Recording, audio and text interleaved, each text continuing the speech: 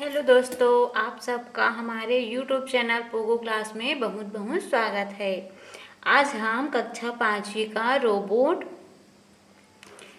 पाठ पढ़ेंगे ना। पाठ 5 है, हिंदी विषय। इसका प्रश्न अभ्यास देखेंगे। हम लोग इसका पाठ पिछला वीडियो में पढ़े हैं ना, तो आज हम लोग प्रश्न और अभ्यास देखेंगे। तो प्रश्न पहला है, जन्मदिन के दिन राहुल की दिनचर्या कैसी थी। तो यहाँ पे आप उत्तर लिख सकते हैं। जन्मदिन के दिन राहुल व्यस्त एवं खुश था, है ना।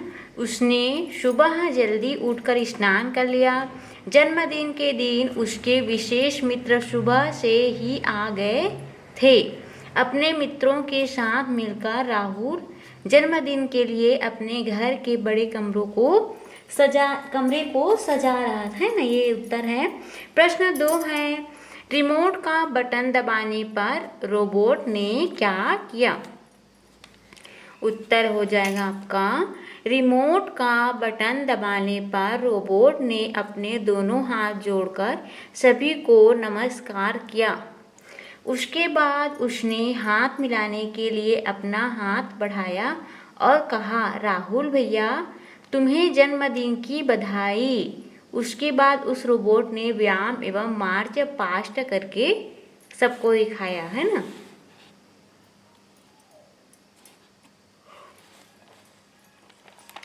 प्रश्न 3 है, यदि सभी कार्यालयों कारखानों में रोबोट का उपयोग करें तो क्या होगा। रोबोट कौन कौन से कार्य कर सकता है। तो इसका जवाब हो जाएगा, यदि सभी कार्यालयों कारखानों, देखो यहाँ पे कारखानों में रोबोट का उपयोग करें तो सभी काम जल्दी से होगा, लेकिन लोग बेरोजगार हो जाएंगे, क्योंकि सभी काम रोबोट करेंगे तो लोगों की ज़रूरत ही नहीं होगी, है ना। और नेक्स्ट प्रश्न दिया था, रोबोट के काम है ना। रोबोट निम्नलिखित कार्य कर सकता है। फर्स्ट है, रोबोट दफ्तरों की साफ सफाई करता है। दूसरा, घरों में कपड़ा धोने का काम करता है। तीसरा, कारखानों में गर्म वस्तुओं को रखना जिन्हें मनुष्य जलने के डर से छू भी नहीं सकता। चौथा, गहरे तेल के कुओं और खदानों में जहां जहरीली गैसें होती है वहां रोबोट से काम लिया जाता है, क्योंकि वहां मनुष्य की जान को खतरा होता है। पांचवा है, गहरे समुद्र में गोताखोरों का काम भी रोबोट करता है। प्रश्न 4 है, मशीनों के आने से हमारे जीवन में क्या फर्क पड़ा, है ना। तो हमारे जीवन में क्या फर्क पड़ा, बहुत ही फर्क पड़ा और सुविधा भी मिला।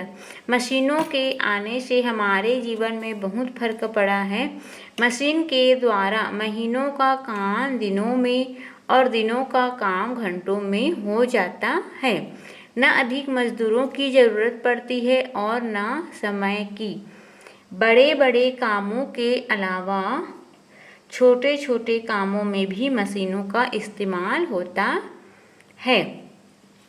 प्रश्न 5 है ना, हम अपने दैनिक जीवन में कौन कौन सी मशीनों का उपयोग करते हैं। देखिए 5 है, हम अपने दैनिक जीवन में बहुत सी मशीनों का उपयोग करते हैं जो निम्नलिखित है नीचे।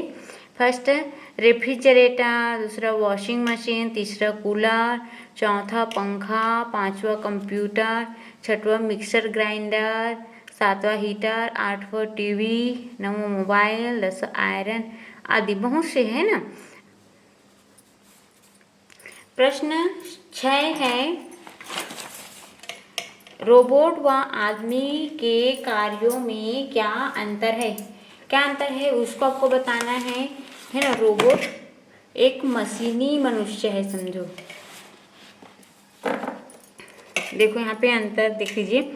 रोबोट आदमी से कई गुना ज़्यादा काम कर सकता है, जबकि आदमी नहीं कर सकता ना। आदमी एक लिमिट तक काम करेगा, फिर वो थक जाता है, जबकि रोबोट ऐसा नहीं होता, वो नहीं थकता है। दूसरा है, रोबोट थकता नहीं है, जबकि आदमी थक जाता है। तीसरा, रोबोट से गलतियाँ नहीं होती, जबकि आदमी से गलतियाँ हो सकती है। चौथा, रोबोट तेजी से व अच्छा कार्य करता है, जबकि आदमी रोबोट से तेज काम नहीं कर पाता या नहीं कर सकता। पांचवा, रोबोट असंभव व जटिल काम को भी कर सकता है, जबकि आदमी नहीं कर सकता है ना। प्रश्न 7 देखिए।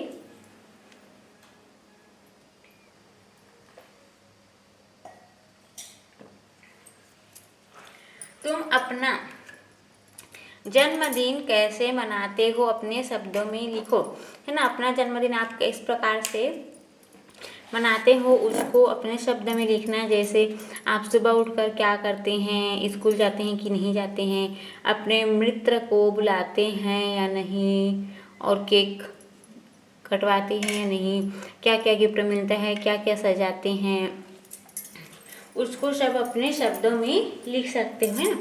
अब नेक्स्ट आपका आ जाएगा भाषा तत्व और व्याकरण। गतिविधि दी है यहाँ पर। मस्तिष्क है, कंप्यूटर, उंगलियां, समस्या, जन्मदिन, परिवर्तन, व्यायाम, गोताखोर, आदमियों आदि शब्दों पर बच्चों से चर्चा करें। यहाँ पे मस्तिष्क का अर्थ बता दीजिए। मतलब टीचर या बच्चे चर्चा कर सकते हैं इस पर। आगे है पढ़ो और समझो। रोबोट कठिन काम करता है। खा, राहुल ने अनूठे उपहार के लिए पिताजी को धन्यवाद दिया, है ना। यहाँ पहले वाक्य में कठिन शब्द काम की विशेषता बता रहा है। दूसरे वाक्य में अनूठे शब्द उपहार शब्द की विशेषता बता रहा है। विशेषता बताने वाले शब्दों को विशेषण और जिनकी विशेषता बताई जाए उन शब्दों को विशेष्य कहते हैं। ये एक उदाहरण हो गया, परिभाषा भी है। और अगला आपका प्रश्न है। देखिए यहाँ पे प्रश्न पहला है यहाँ,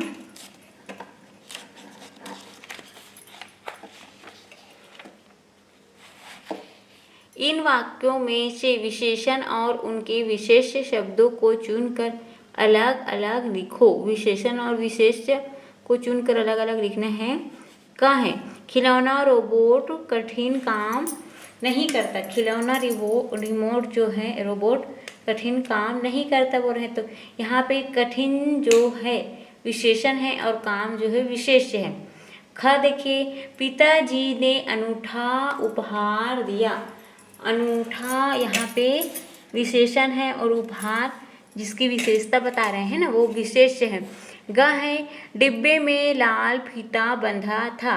तो लाल फीता है ना, लाल यहाँ पे विशेषण हो गया और फीता आपका विशेष्य। घ है, यह एक बड़ा खिलौना है। बड़ा विशेषण है और खिलौना विशेष्य है। ठीक है, ने आगे देखते हैं। इस वाक्य को पढ़ो। उसकी आवाज़ सुनकर मैं उठ गया। इस वाक्य में उठना और जाना क्रियाओं के सही रूप बनाकर उठ गया क्रिया का प्रयोग हुआ है ना, सही रूप बनाकर। तो इस प्रकार आपको भी आगे करना है। एक क्रिया के साथ जब दूसरी क्रिया मिल जाती है तो दोनों क्रियाएं मिलकर संयुक्त क्रिया कहलाती है। उपर्युक्त वाक्य में उठना मुख्य क्रिया उठ और जाग क्रिया का गया मिलाकर उठ गया। संयुक्त क्रिया बनी है। इसी प्रकार से आगे प्रश्न है, देना, जाना, पढ़ना, जगना के उचित रूप बनाकर संयुक्त क्रिया के रूप में इनका अपने वाक्यों में प्रयोग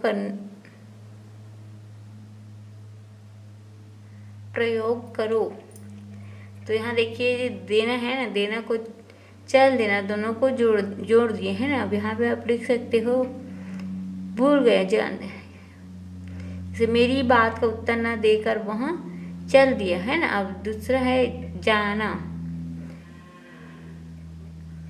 तो भूल गया बना सकते इसे ना। मैं दोपहर का दवाई खाना भूल गया। अब देखिए पढ़ना, पढ़ना मीन्स होता है गिर पड़ना, नीचे गिरना। वह खेलते खेलते गिर पड़ा। जगना, जगना से बनाए हैं सोना और उठना दोनों क्रिया है। वह जल्दी से सो कर उठ गया, है ना। ये हुआ। अब आगे है का, पढ़ो और समझो में। हम इसका क्या करेंगे। खा है ये रोबोट क्यों बनाए जाते हैं। प्रयुक्त दोनों वाक्यों में प्रश्न पूछे गए हैं। इस तरह के वाक्यों को प्रश्नवाचक वाक्य कहते हैं।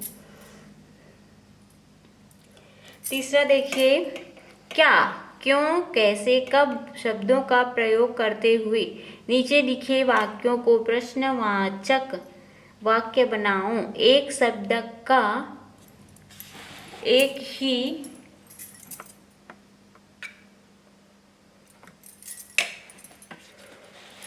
ही वाक्य में प्रयोग करो, है ना। यहाँ पे बनाना है क्या है, वह जल्दी उठ गया, है ना। ये क्या है, सिंपल है, मतलब आपका प्रश्नवाचक नहीं है तो इसको प्रश्नवाचक बनाना है। यहाँ जो शब्द दिया है वहाँ से, है ना। तो वह जल्दी कैसे उठ गया बना सकते हैं, या तो फिर वह जल्दी क्यों उठ गया ऐसे भी बना सकते हैं ना। खा है शाम को सभी मित्र आ गए। शाम को सभी मित्र क्यों आ गए, हैं। यहाँ पे सभी मित्र क्यों आ गए प्रश्न बनाना है यहाँ पे। ग है संगीत शीघ्र ही बंद हो गया। तो आपका प्रश्न होगा, क्या संगीत शीघ्र ही बंद हो गया। घ, तुम सब इसके करतब देखोगे। तुम सब इसके करतब कब देखोगे, है ना। ये आपका प्रश्न हो गया।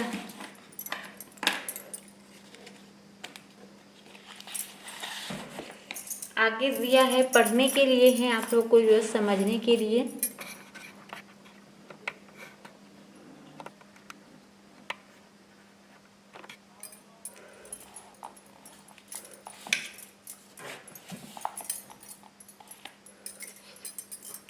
याद रखो, प्रश्नवाचक वाक्य और आदेशात्मक वाक्य अलग अलग है।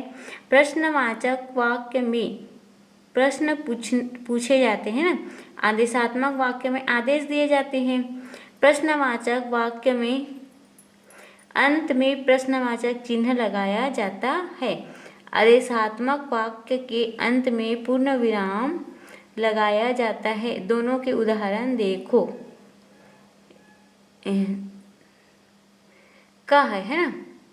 यह पाठ पढ़ो, ये का है, ये आदेशात्मक वाक्य हुआ। ख आ गया, क्या तुमने पाठ पढ़ा, ये प्रश्नवाचक वाक्य हुआ, है ना। क्या बोल रहे हैं, तो इस वाक्य को पढ़ो। शाम को सभी मित्रों और अतिथियों के आ जाने पर राहुल की माँ ने राहुल को टीका लगाया। इस वाक्य में मित्रों और अतिथियों शब्द मित्र और अतिथियों के बहुवचन है ना, बहुवचन बना हुआ है। अगर ये मित्र और अतिथि होता तो ये एक वचन है। तो इसी से रिलेटेड प्रश्न है 4। सोच कर लिखो कि बहुवचन बनाने में क्या अंतर आया है। तो देखिए यहाँ पे अंतर ये है बहुवचन और एकवचन में। एकवचन में एक ही वस्तु रहेगा और बहुवचन में बहुत सारी वस्तु रहेगा और उसका उच्चारण भी अलग हो। जैसे मित्र है तो बहुत सारे मित्र है तो मित्र बोलूंगी, बहुवचन है तो बहुवचन बोलेंगे, है ना। ये इतना आज के लिए है, ये प्रश्न अभ्यास है ना। बाकी हम नेक्स्ट वीडियो में देखेंगे। ओके, तब तक के लिए बाय बाय किड्स। ये जो योग्यता विस्तार है ये आप पढ़ सकते हैं अपने से, है ना।